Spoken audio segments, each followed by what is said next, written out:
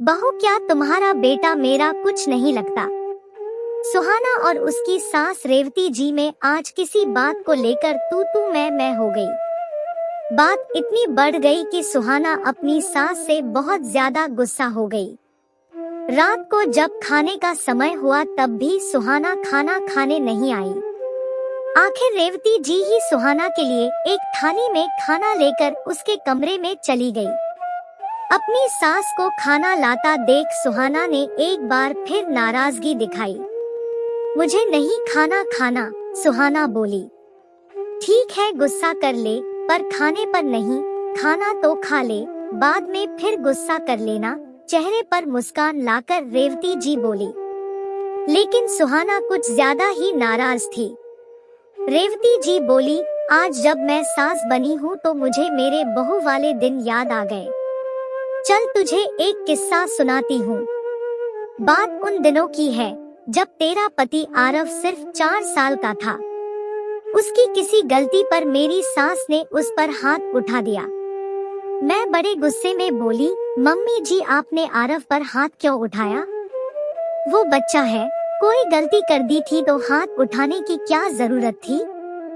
उसको कैसे सुधारना है, कैसे रखना है, ये मेरी जिम्मेदारी है। आप आगे से इसमें कोई दखलंदाजी ना करें। मैं बिना सोचे समझे अपनी सास से बोले जा रही थी।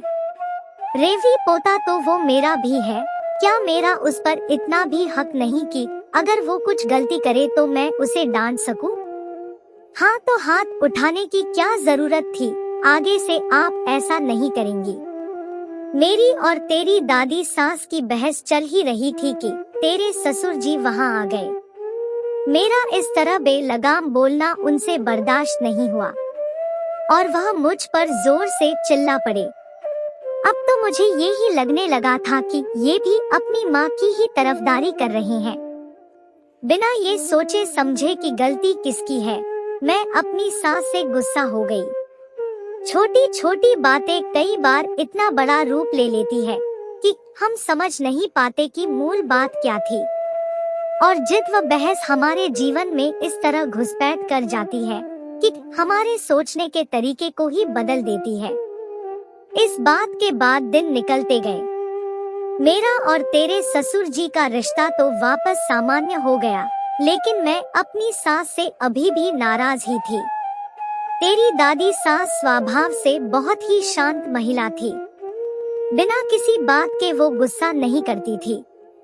वह जानती थी कि ये जो भी कुछ हुआ है वह हर सास बहू के बीच होता है।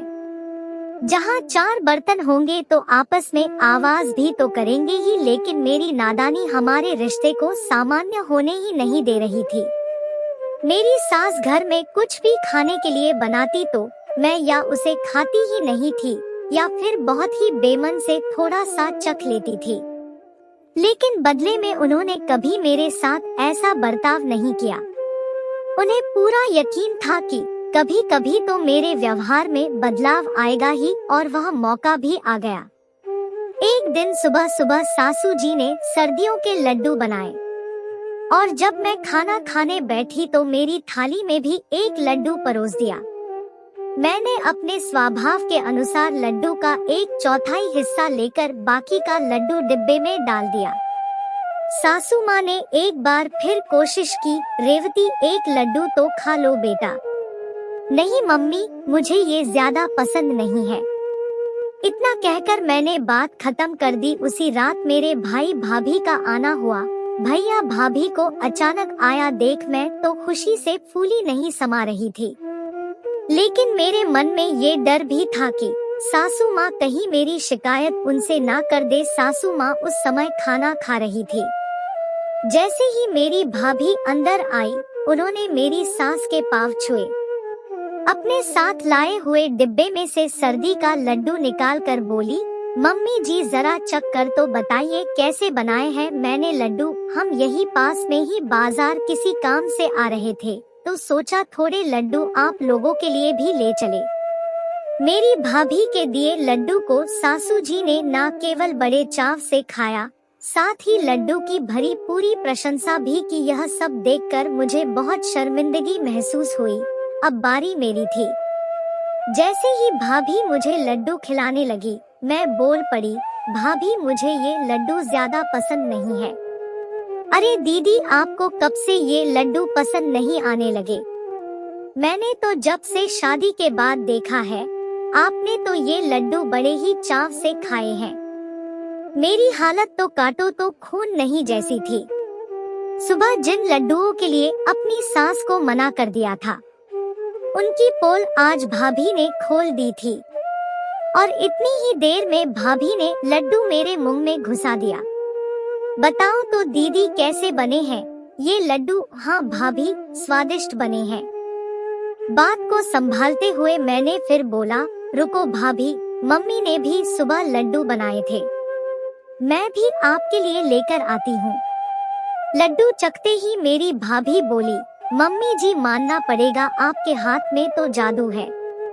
जो स्वाद आपके बनाए लड्डू में है, वो मेरे लड्डू में तो आया ही नहीं। थोड़ी देर बाद भैया भाभी तो चले गए, मगर मेरा सर शर्म से झुका जा रहा था। कितने महीनों से मैं अपनी सास के बनाए हुए खाने का अपमान करे जा रही थी। मैंने कभी ये भी नहीं सोचा कि मैं न केवल सासू जी का अपमान कर रही हूँ, बल्कि अन्न का भी अपमान कर रही हूँ। थोड़ी देर बाद सासू जी अपने कमरे में सोने जा चुकी थी। मैंने देखा कमरे की लाइट जल रही है, तो मैं उनसे बात करने के लिए चली गई। क्या हुआ रेवती बेटा, कुछ काम है?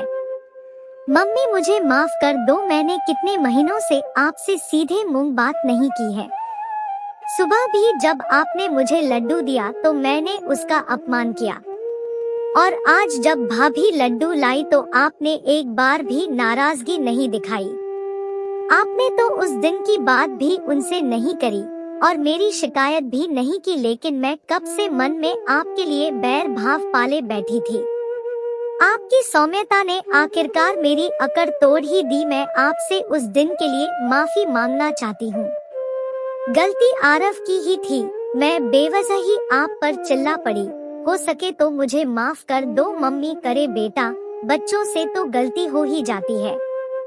मैं भी कभी तुम्हारे जैसे बहू थी, मैंने भी ये सब दिन देखे हैं बेटा। जब जागो तभी सवेरा। हाँ, मैं एक बात जरूर कहना चाहूंगी, परिवार में नाराजगी चाहे कितनी भी हो, कभी भी खाने पर गुस्सा नहीं निकाला करते। घर में कोई भी चीज बनी हो तो उसे खुशी खुशी खाया करते हैं। अन्न हमारा भगवान होता है। हाँ मम्मी, मुझे आपकी बात समझ आ गई। ऐसी गलती मैं दोबारा नहीं करूंगी और आरव में भी यह आदत कभी नहीं आने दूंगी। इतना कहकर मैं उनके गले लग गई। हमारे रिश्ते के बीच की कड़वाहट अब खत्म हो चुकी थी।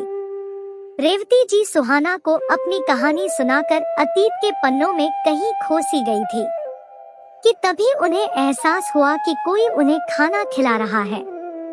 देखा तो उनकी बहू सुहाना की आंखों में आंसू थे और वो अपने हाथों से उन्हें खाना खिला रही थी। मम्मी जी, मैं समझ गई आप मुझे क्या समझाना चाहती हैं। मैं भी आपसे वादा करती हूँ कि आगे से कभी खाने पर गुस्सा नहीं करूँगी। मुझे भी आप आज की गलती के लिए माफ कर दीजिए। रिश्तों में अब प्यार की बहार बह चुकी थी। सारी कड़वाहट खत्म करके दोनों सास बहू ने साथ मिलकर खाना खाया। पापा, आपने अभी तक खाना नहीं खाया होगा। अरे दुल्हन के मम्मी पापा कहाँ हैं? उन्हें भी स्टेज पर बुलाओ। सबके फोटो हो गए हैं, बस दुल्हन के माता पिता बाकी हैं। मैं एक कैमरामैन था और जयमाला के स्टेज पर सबके फोटो क्लिक कर रहा था। दूल्हा जितना खूबसूरत था, उससे कहीं ज्यादा सुंदर दुल्हन लग रही थी। नजरें झुकाए उस दुल्हन को देखकर कोई नहीं कह सकता था कि वह एक गरीब परिवार की बेटी है, जिसके पिता ने अपने जीवन की सबसे बड़ी दौलत आज कन्यादान में दे दी थी। वह किसी राजकुमारी से कम नहीं लग रही थी। पंडित जी के जोर से कहने पर सभी की नजरें दुल्हन के मम्मी पापा को ढूंढने लगी। दुल्हन के पिता दिवाकर मेहमानों के आगे हाथ जोड़े खड़े थे, सबको खाना खिलाने में लगे थे। वे बार बार पूछ रहे थे, भाई साहब, खाना कैसा बना? कोई कमी हो तो माफ कर देना। समाज का नियम है कि लड़की वाले का सर पूरी शादी के दौरान झुका रहना चाहिए, इसलिए दिवाकर जी हर मेहमान की सेवा में जुटे हुए थे। लड़के के दोस्त दिवाकर जी के कंधे पर हाथ रखकर बोले, बाबूजी, चलिए, आपको फोटो खिंचवानी है। उधर उर्मिला जी, दुल्हन की माँ, जो अगले कार्यक्रम की तैयारियों में लगी थी, को उनकी बेटी दिव्या स्टेज पर ले आई। जैसे ही मैंने कैमरा सेट किया और फोटो क्लिक करने के लिए तैयार हुआ, मेरी नजर दिवाकर जी पर पड़ी। उर्मिला जी उनसे पैसे मांग रही थी, जो रस्म के तहत दूल्हे पर न्योछावर करने के लिए दिए जाते हैं। दिवाकर जी ने अपनी जेब से 2 50 के नोट निकाले, एक अपने पास रखा और दूसरा उर्मिला को थमा दिया। दिवाकर जी दूल्हे के पीछे खड़े थे और उर्मिला जी दुल्हन के पीछे। स्माइल कहते ही मैंने फोटो क्लिक की, लेकिन जैसे ही मैंने कैमरा हटाया, मैंने देखा कि दिवाकर जी की आंखों से आंसू बह रहे थे। उनके हाथ कांप रहे थे और नजरें समधी की तरफ थीं।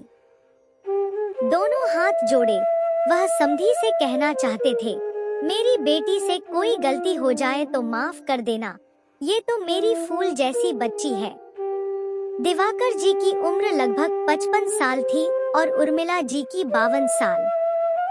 यह उनकी इकलौती बेटी दिव्या की शादी थी और आज उनकी जिम्मेदारी पूरी हो गई थी।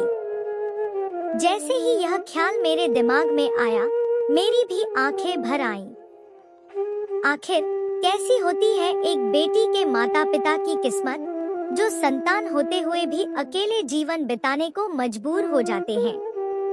जब मैंने दिवाकर जी की स्थिति के बारे में जानने की कोशिश की, तो पता चला कि उनके पास सिर्फ 4 बीघा जमीन थी, जिसे उन्होंने दामाद को मोटरसाइकिल देने के लिए 2 साल के लिए ठेके पर चढ़ा दिया था, ताकि उनकी बेटी दिव्या को ससुराल में कोई परेशानी न हो।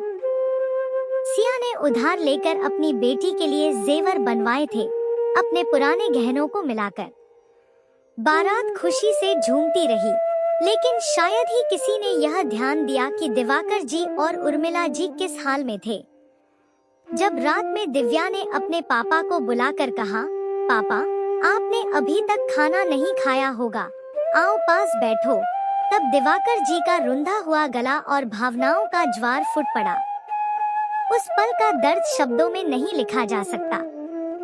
आज तो दिव्या ने अपने पापा को खाना खाने बुलाया, लेकिन कल से वह आंगन सूना हो जाएगा। एक कोने में बूढ़े दिवाकर जी होंगे और दूसरे कोने में उर्मिला जी अपनी बेटी की बचपन की उछल-कूद को याद करती रहेंगी। बारात तो किसी के लिए एक उत्सव होता है, लेकिन उस पिता के लिए यह क्या था, मुझे नहीं पता। जब शादी तय हुई थी, दिवाकर जी ने पूरे मोहल्ले में मोतीचूर के लड्डू बांटे थे और उसी दिन से पैसे जोड़ने की तैयारी शुरू कर दी थी। लेकिन अब बुढ़ापे के दिन कैसे कटेंगे, इस सवाल का कोई जवाब नहीं था।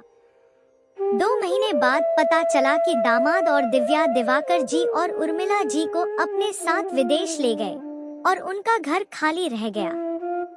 एक दिन मैं फिर उस घर गया। वहाँ एक खूंटी पर दिव्या की 2 साल की उम्र की एक फ्रॉक टंगी थी। शायद वह फ्रॉक दिव्या की आखिरी निशानी थी, जिसे देख देख कर दिवाकर जी और उर्मिला जी ने 2 महीने गुजारे थे। अब वह फ्रॉक भी खाली घर के हवाले कर दी गई थी और उनकी बेटी विदेश चली गई थी।